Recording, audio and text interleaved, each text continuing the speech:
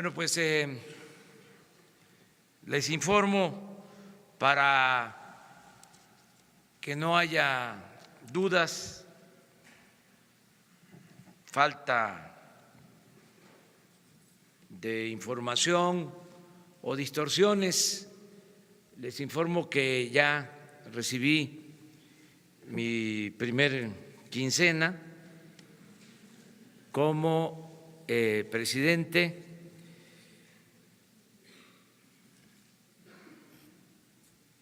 Esto es lo que me dieron con la tarjeta.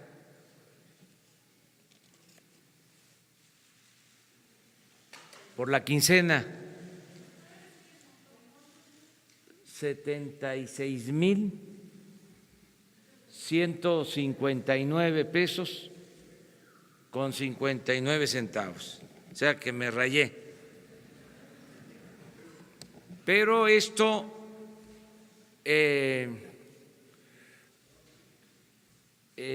está definido con la antigua ley.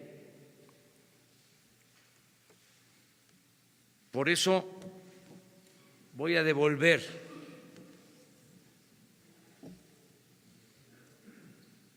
$22,313 con 29 centavos.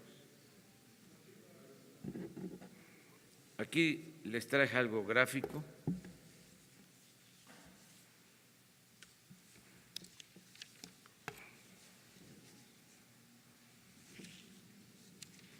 Mejor dicho, ya lo devolví a la tesorería.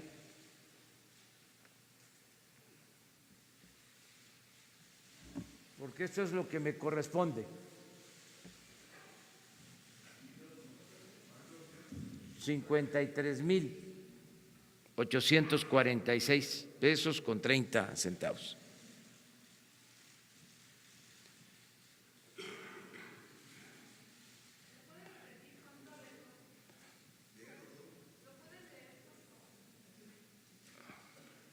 Sueldo del presidente en diciembre, primera quincena que me entregaron, 76,159 pesos con 59 centavos. Esto es el ingreso neto. De acuerdo a la ley,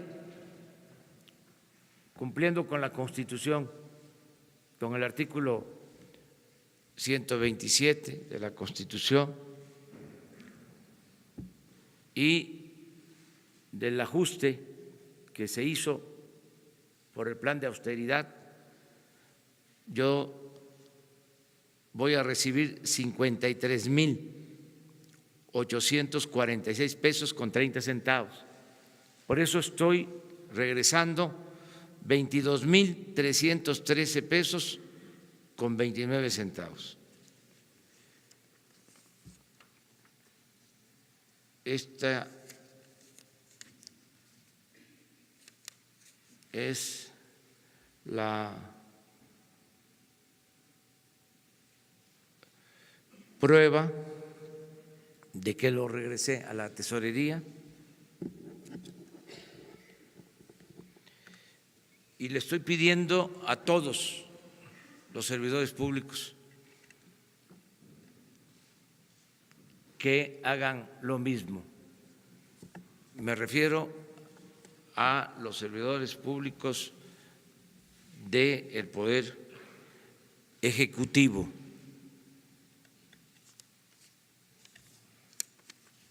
Lo aclaro porque si no se malinterpreta y es mejor cuentas claras y chocolate espeso. Todavía no, esta es la quincena. Voy a hacer lo mismo, vamos a hacer el ajuste en general y se va a cumplir con el plan de austeridad. Esto nos permite ahorrar para tener recursos suficientes y financiar el desarrollo, apoyar las actividades productivas, crear empleos. Nos permite apoyar la educación, la salud, el bienestar. Yo quiero recordar de que cumplimos con el compromiso de no aumentar la deuda, de no financiarnos con deuda. Cumplimos el compromiso de no aumentar impuestos en términos reales, de no crear nuevos impuestos.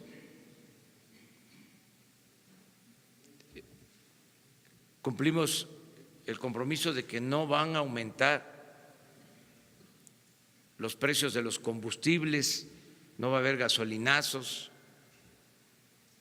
¿Cómo estamos financiando el presupuesto? Con ahorros, porque había mucho gasto superfluo, mucho derroche. Le costaba mucho al pueblo mantener al gobierno. Era un gobierno mantenido y bueno para nada,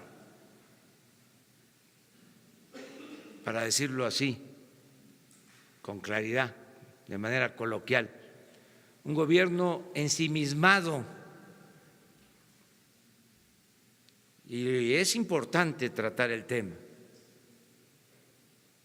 Como desde hace muchos años el gobierno se convirtió únicamente en facilitador para el saqueo,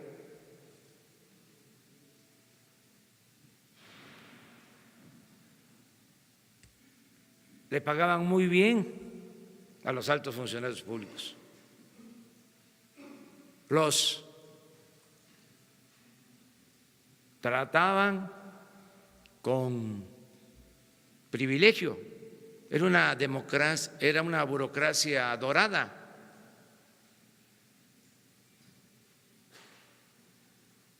Para que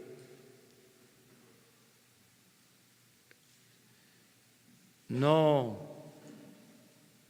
cumplieran con su responsabilidad de servir a la gente.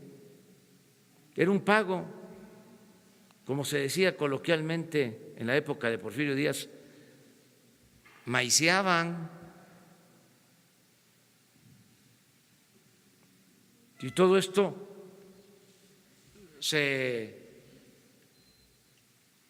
envolvía en el supuesto, la falacia de que si se le pagaba bien a los altos funcionarios públicos no iba a haber corrupción. El sofisma de que si ganan bien los servidores públicos y están colmados de atenciones, de privilegios, van a ser eficientes servidores públicos, honestos. Entonces, todo eso es lo que se termina en lo que corresponde al Ejecutivo. Y quiero también, ya lo dije en una ocasión y lo repito,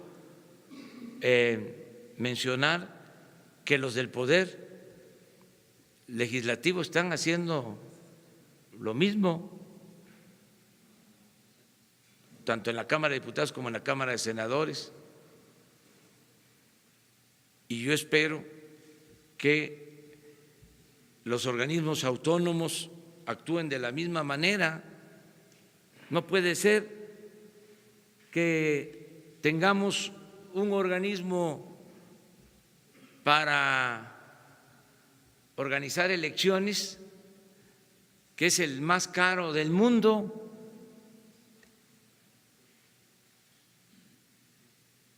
¿Qué es tan complicado organizar una elección limpia y libre? Vamos ventilando todos estos asuntos porque el dinero no es del gobierno, el dinero no es de los funcionarios, el presupuesto es dinero del pueblo, de los ciudadanos. Nosotros somos simplemente administradores de los dineros de los ciudadanos.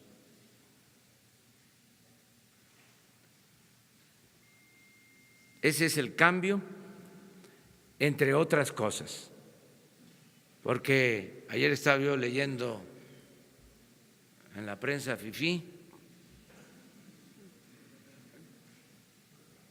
que decían la cuarta simulación, en vez de decir la cuarta transformación. Creen que somos iguales. Cree el león que todos son de su condición. Esto va en serio, es una transformación, un cambio de régimen. Y bueno, todos los días están pasando cosas importantes. Ayer estuvimos con los integrantes de las coordinaciones de seguridad, fue muy bueno ese evento. También ayer se inició una etapa nueva en la política salarial, cumplimos un compromiso de mejorar el salario mínimo, cumplimos el compromiso de aumentar al doble el salario mínimo en las ciudades fronterizas. En fin, ahí vamos, poco a poco. También, porque no quiero que se quede esa imagen pues, de lo de la prensa fifí, ya no lo voy a volver a repetir. Y ofrezco disculpas, pero de vez en cuando, ¿no?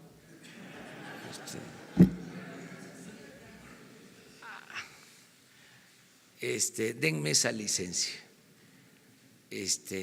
Ofrezco disculpas por anticipado.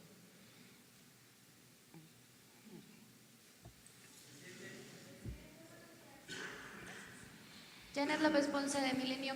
Dos temas, presidente. El primero, las universidades siguen inconformes por este tema en cuanto a la reducción del presupuesto a las universidades, más que al tema educativo que usted hablaba ayer de becas.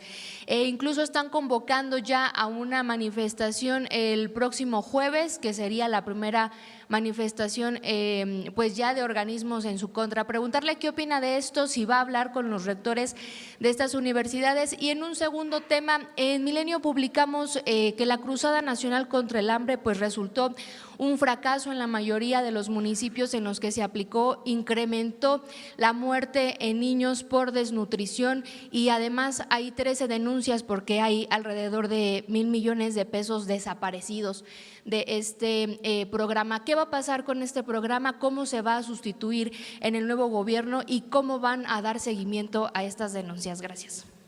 Bueno, el tema de la educación, puedo decirles que es de los ramos que más presupuesto público va a manejar. El tema de educación implica una inversión que no gasto de alrededor de 500,000 millones de pesos y creció el presupuesto educativo. hay esta inconformidad porque hubo pues una reasignación del presupuesto y se aplicó el plan de austeridad en todo el gobierno. Hay disminución en el pago de sueldos de los altos servidores públicos y en otros gastos de operación. De todas maneras, se va a hablar con los rectores para explicarles, para informarles, para escucharlos. Es una obligación que tenemos y también que se tome en cuenta que la facultad de aprobar el presupuesto es de la Cámara de Diputados, es facultad exclusiva. Nosotros presentamos una propuesta y al final va a ser la Cámara de Diputados la que va a aprobar en definitiva el presupuesto. Sobre las manifestaciones, están en todo su derecho. Nosotros siempre vamos a garantizar el derecho a la manifestación, a la protesta, el derecho a disentir con toda libertad. Nosotros siempre ejercimos ese derecho. Además, la libertad no se implora, se conquista. Entonces, si hay inconformidades y protestas, pues es normal. Lo que hay que buscar es el diálogo y que todo se resuelva, pues como decía Juárez, con la razón y el derecho. Acerca de lo de la evaluación de la política para combatir el hambre, pues no tengo todos los elementos, por eso no puedo opinar más. Qué bien que los medios están haciendo estos reportajes, estas evaluaciones de programas, que la vida pública sea cada vez más pública, dar a conocer todo, o sea, con absoluta libertad. Nosotros vamos a destinar la mayor parte del presupuesto a los pobres.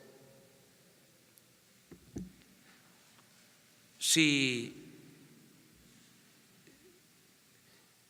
se trata de adultos mayores que van a recibir el doble de pensión, en el caso de comunidades indígenas es a partir de los 65 años.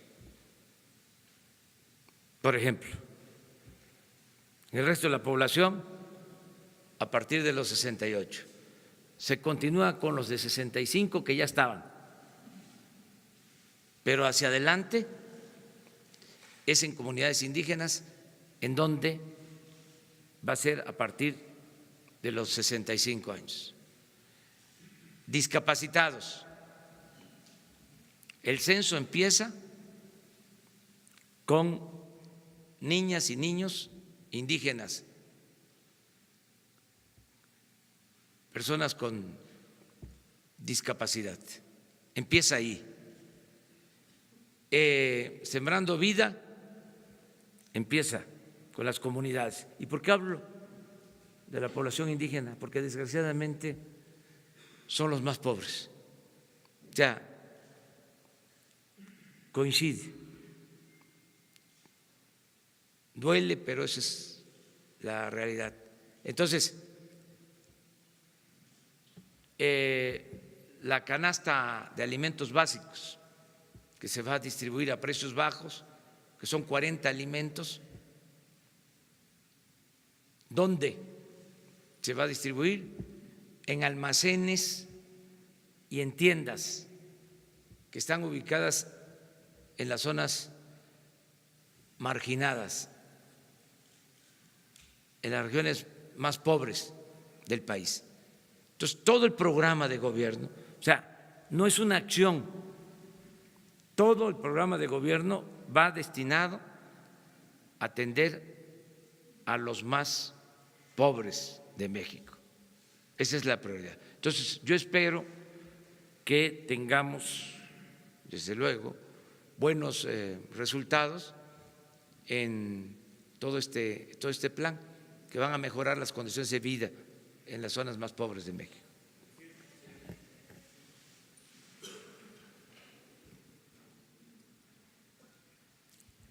Gracias, buenos días. Atlante Muñoz, Canal 11. Presidente, hablando de salarios, ¿usted está satisfecho con la asignación al salario mínimo que se dio a conocer el día de ayer?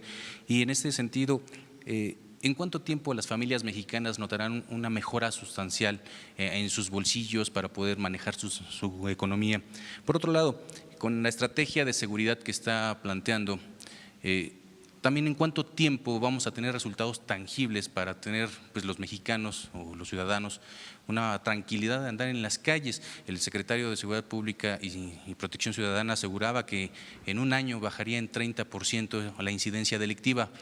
¿Confía en estas cifras, presidente? Gracias. Sí, en el primer caso les digo que fue un día importante ayer, porque ya llevaba mucho tiempo, años, que no aumentaba el salario mínimo en la proporción que se anunció el día de ayer, 16%. No he hecho el análisis, hoy lo voy a revisar, de cuánto significa y en qué año hubo un incremento de ese monto. Quiero revisarlo. Yo pienso que llevaba ya bastante tiempo. Es difícil que en el periodo neoliberal se haya dado un incremento de ese monto, porque la política salarial en el periodo neoliberal significó en algunos años inclusive aumentar el salario mínimo por abajo de la inflación. Por eso la pérdida del poder adquisitivo del salario, que se calcula del 75%, el Banco de México calcula en 60% la pérdida de poder adquisitivo del salario en el periodo neoliberal. Lo de ayer es el inicio de un proceso de recuperación del poder adquisitivo del salario. No podríamos lograrlo de un día para otro, a la primera, pero sí ya inició el proceso de recuperación del poder adquisitivo del salario. Siempre va a aumentarse el salario por encima de la inflación. Nunca, jamás se va a aumentar el salario abajo de la inflación, aún en las circunstancias más difíciles, más críticas. Entonces, va a llevar un tiempo, pero sí vamos a ir avanzando. Esta política yo la apliqué cuando fui jefe de gobierno en la ciudad. Me propuse cada año aumentar 2 puntos en términos reales el salario, o sea, inflación más 2 puntos. Y en los 5 años se recuperó algo el salario. Ahora estamos empezando con un porcentaje mayor y el caso de la frontera es algo especial. Me tocó ver en Reynosa, a una trabajadora de una maquiladora, madre de familia, madre soltera, recibiendo un salario semanal de 900 pesos. Y quiero comentar algo, que 900 pesos por 48 horas de trabajo,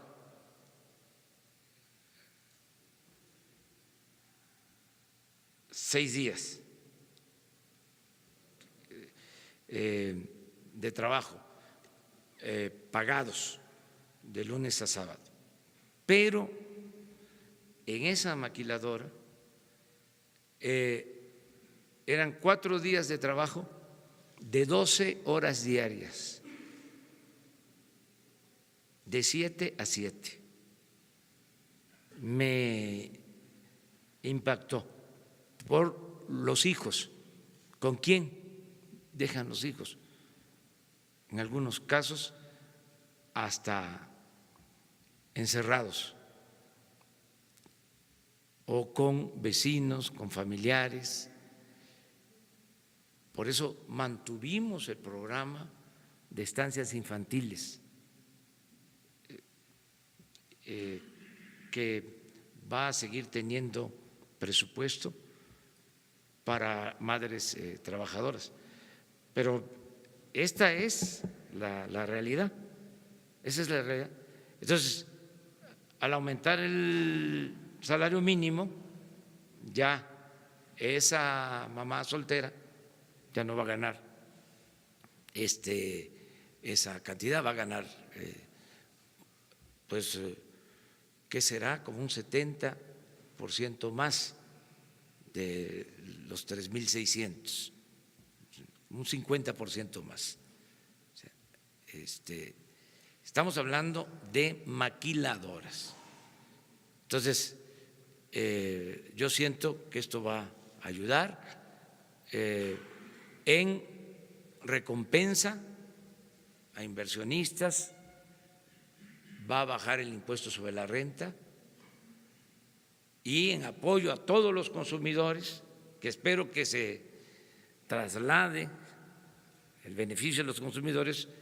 En la frontera baja el IVA del 16 al 8%. Entonces, vamos a evaluar esta política de la franja fronteriza, si nos da resultados, porque pensamos que va a haber más inversión y vamos a tener más crecimiento económico, y esto va a permitir al empresario pagar mejores sueldos y también vamos a tener una mejor recaudación que compense la disminución en el pago de contribuciones. Eso es lo que se está planteando ahí. Y en cuanto a seguridad, pues yo espero tener resultados pronto. Ayer lo decía, tenemos ventajas. Una ventaja es que ya estamos trabajando de manera coordinada. No se hacía así. El Ejército hacía su trabajo, la Marina hacía su trabajo por su cuenta, la Policía Federal lo mismo, las policías ministeriales, y ahora hay coordinación. Esa es una ventaja, eso nos tiene que dar resultados. Otra ventaja que tenemos es de que estoy atendiendo el problema de inseguridad todos los días. Antes no era así, no era de reuniones de gabinete de seguridad de 6 a 7 de la mañana con los secretarios. Esto nos va a permitir darle seguimiento al problema y atender lo que se requiera. tomar decisiones. Esa es otra ventaja. Tercer ventaja es de que ya se está por integrar la Guardia Nacional y va a contarse con más elementos, ¿sí? Que eso es importante también. Y otras ventajas, por ejemplo, no permitir la corrupción, no permitir que haya guerra,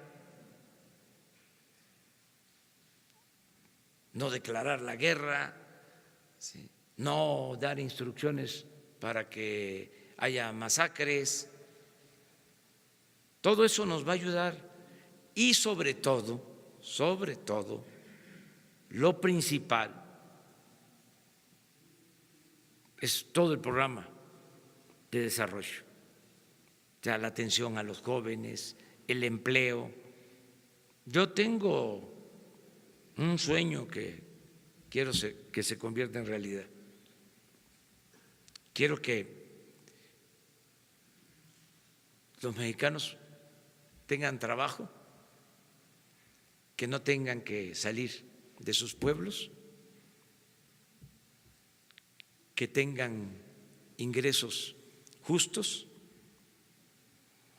y que empiece a escasear la fuerza de trabajo y que ya nadie quiera irse a trabajar a Estados Unidos y que entonces los convenios con Estados Unidos sean para que vayan los mexicanos a trabajar, que en vez de cerrar la puerta abran la puerta, porque los mexicanos van a tener trabajo y hacia allá vamos, porque va a haber muchos empleos, va a haber inversión, va a haber bienestar y esto es lo que va a ayudar a serenar al país. Siempre he pensado que la paz y la tranquilidad son frutos de la justicia. Si hay trabajo, va a haber paz y va a haber tranquilidad.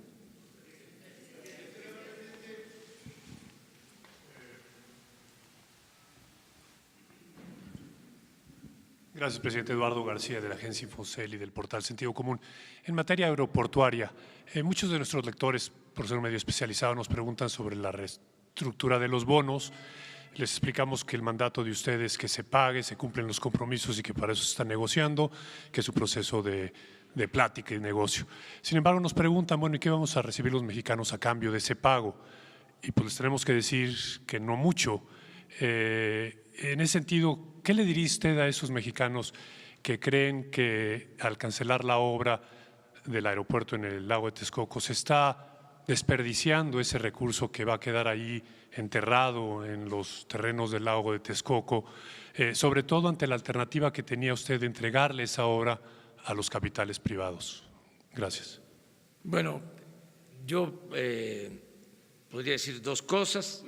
Primero, que estamos cumpliendo el compromiso de responder a los accionistas y a los que recibieron contratos para construir el aeropuerto en el lago de Texcoco.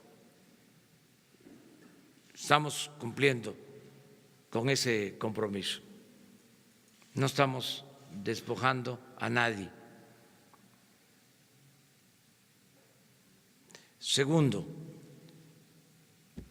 yo le puedo decir a los mexicanos que se va a resolver el problema de la saturación del actual aeropuerto de mejor forma,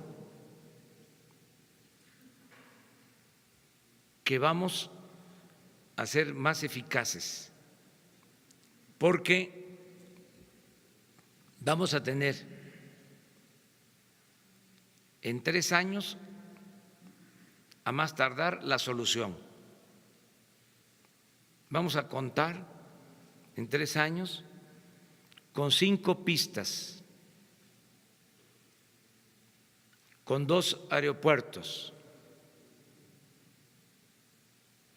y nos vamos a ahorrar 100,000 millones de pesos.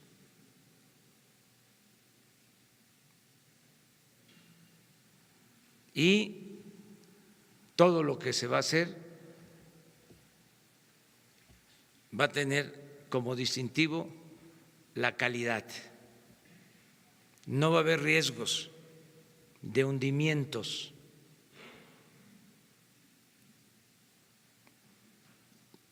Se va a hacer una obra de calidad. Eso es lo que puedo decir. No quiero profundizar más sobre este tema porque hay una negociación, si se puede decir, y quiero ser prudente, me lo han pedido los servidores públicos de la Secretaría de Hacienda, nada más tengo permitido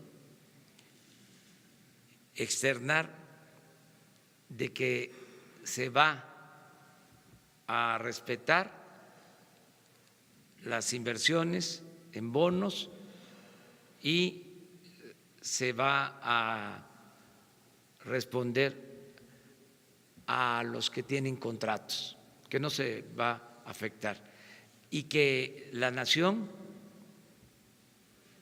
el pueblo de México, va a beneficiarse en general.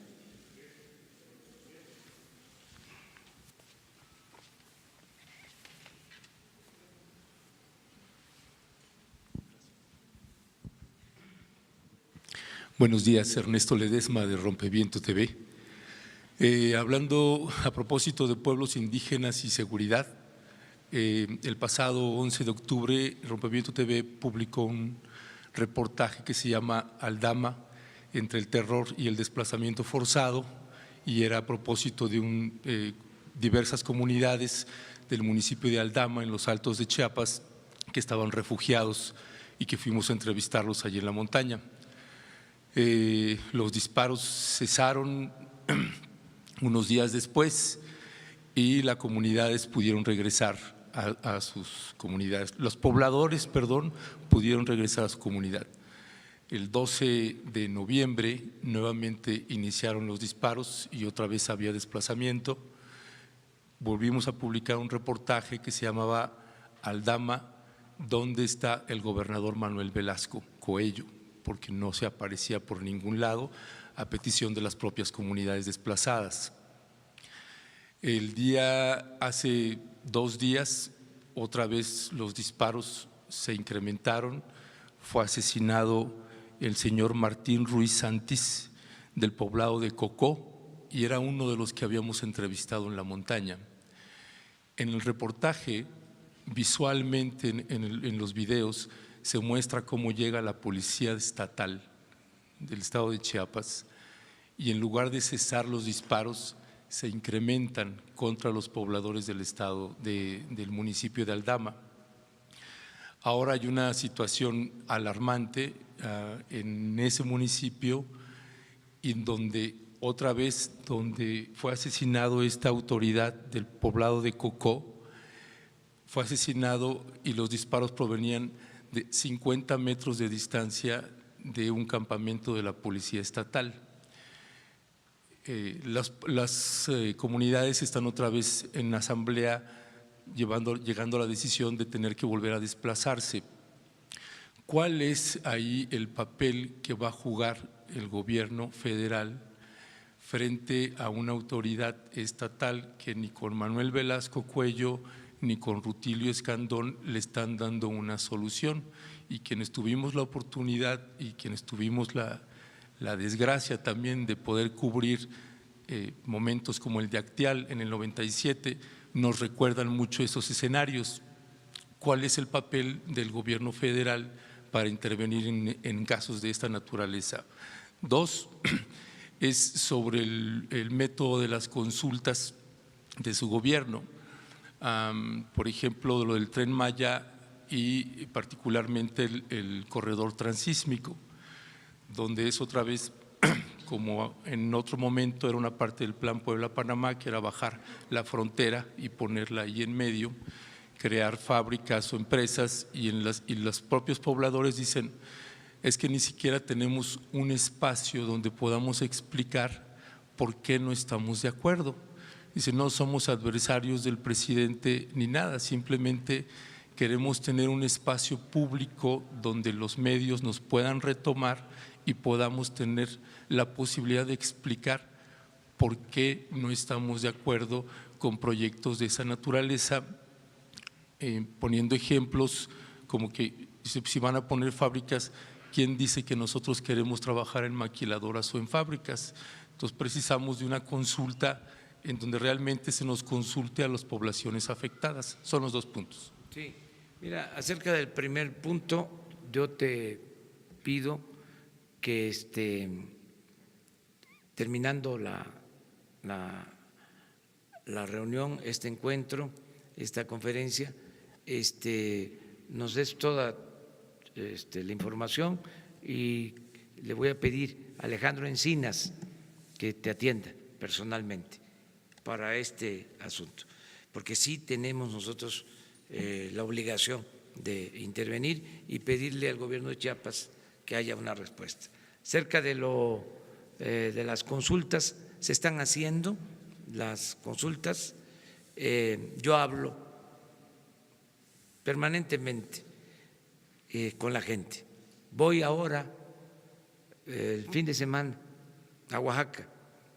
Voy a estar 3 días en Oaxaca y voy a estar precisamente en el Istmo, y voy a eso, a hablar con la gente.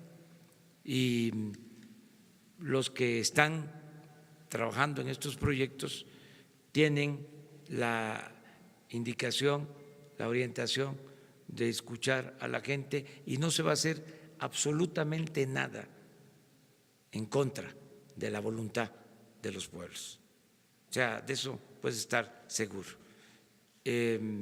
Vamos a ser nosotros muy respetuosos de el sentir de las comunidades, y no es solo el poner las fábricas en el Istmo, es apoyar a los productores de café, apoyar a los productores de cítricos, apoyar a los productores de maíz, es sembrar árboles frutales, maderables. Son muchas acciones que tienen que ver con la vocación productiva de las regiones y de acuerdo a la idiosincrasia de los pueblos. O sea, no hay problema. En este caso, también lo diría de manera respetuosa, no somos iguales. O sea, yo vengo de trabajar en comunidad hace 40 años, un poco más. ¿Sí?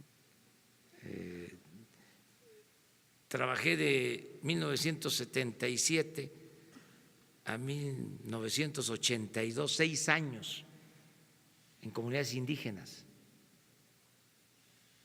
Sé de lo que se trata, no es una cosa ajena, no soy fifí, vengo de abajo, ahora me tengo que vestir así por la investidura, pero sé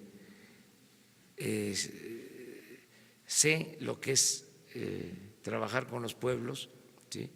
Y respetar la democracia comunitaria. ¿Sí?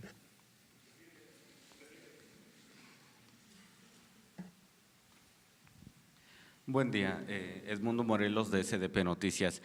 Preguntarle, nada más para puntualizar, ¿cuánto es lo que con esta con esta quincena estaría aportando usted de impuestos, lo que le están reteniendo? Y segundo, ayer saliendo de aquí del tema de salarios, salario mínimo, del incremento, uno de los empresarios, el presidente del Consejo Coordinador Empresarial, pues dijo que los trabajadores están inconformes en que a toda la población se le dé seguridad social y que en todo caso tendrían que pues hacer alguna aportación. ¿Cómo lo ve usted? Sí. Mire, este sueldo es el neto. El sueldo general es mucho más. ¿Sí? Y esto es ya sin compensaciones, ya no va a haber bonos, atención médica privada, cajas de ahorro especial para altos funcionarios públicos, todo eso se elimina, nada más es esto. Y el compromiso es que se va a tener una nómina de todo el gobierno y se va a transparentar, va a estar en una página. Ustedes van a poder saber cuánto estamos recibiendo cada uno de los servidores públicos. Este es el compromiso. Acerca de la seguridad social, hace falta información. Decidimos mejorar el sistema de salud porque es un desastre, es algo lamentable la situación en que se atiende a la gente que necesita de asistencia médica, donde hay centros de salud, donde hay hospitales, están saturados, no tienen equipos, no hay medicamentos, a veces faltan médicos, no hay especialistas, hay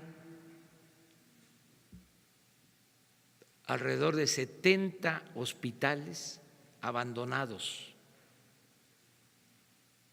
Es una situación grave.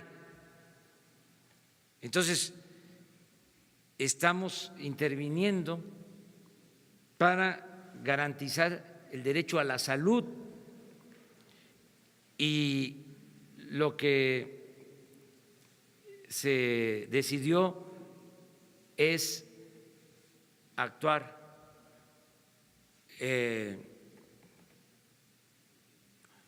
paulatinamente, porque es tan grave el problema que no podríamos resolverlo así de un día para otro. Entonces vamos a trabajar para crear un nuevo sistema de salud, empezando por 8 estados. Cada 6 meses se van a incorporar 8 estados. Eso no significa que empezamos con los 8 estados del sur y del sureste y que se va a abandonar el resto, no, va a seguir dándose la atención que se da hasta ahora, que estamos conscientes no es lo mejor, pero en los 8 va a cambiar completamente, ¿sí? Porque ahí vamos a federalizar los servicios de salud. ¿Qué significa esto? De que los centros de salud que están ahora manejados por los gobiernos estatales, las unidades médicas rurales, los hospitales de segundo nivel, van a pasar a formar parte del programa, se van a integrar los servicios. En el caso de el seguro social, que yo creo que a eso se refería el presidente del Consejo Coordinador Empresarial,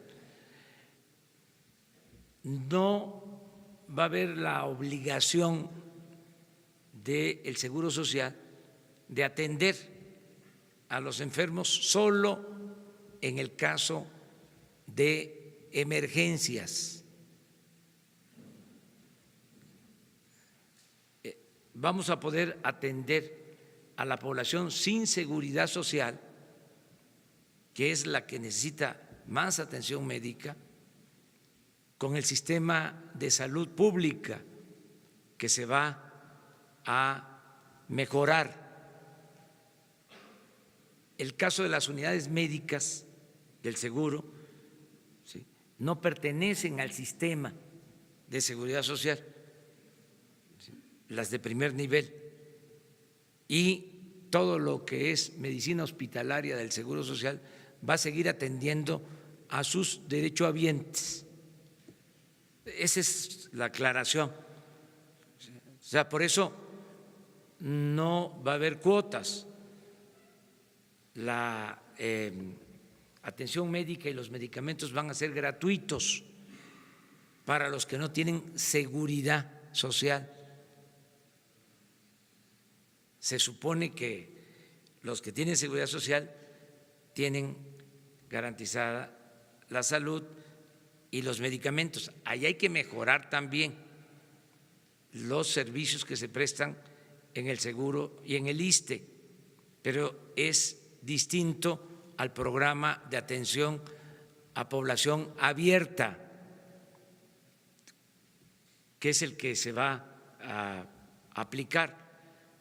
Para fortalecer este programa de atención médica y medicamentos gratuitos, en los 8 primeros estados que van a ingresar al nuevo sistema, se van a destinar alrededor de 25,000 millones de pesos adicionales. Y cada vez que entren 8 estados al nuevo sistema, van a destinarse esos mismos recursos de un fondo de 90,000 millones de pesos. Por eso es que sostengo que aumenta el presupuesto en educación y aumenta el presupuesto en salud y en bienestar, como no se había visto. Esa es un poco la aclaración. Creo que la confusión es que se pensó que se integraban todos los servicios de salud y que entonces la población que no pagaba cuota iba a ir a los hospitales del seguro. No va a ser así. Van a ir a los hospitales del seguro porque es una obligación, además por humanismo, en casos de emergencia. Si alguien tiene un accidente, ¿sí?, y requiere atención, lo tienen que recibir en un hospital del seguro, en un hospital del ISSSTE, en un hospital de Pemex, en un hospital militar. Ese es el acuerdo que existe.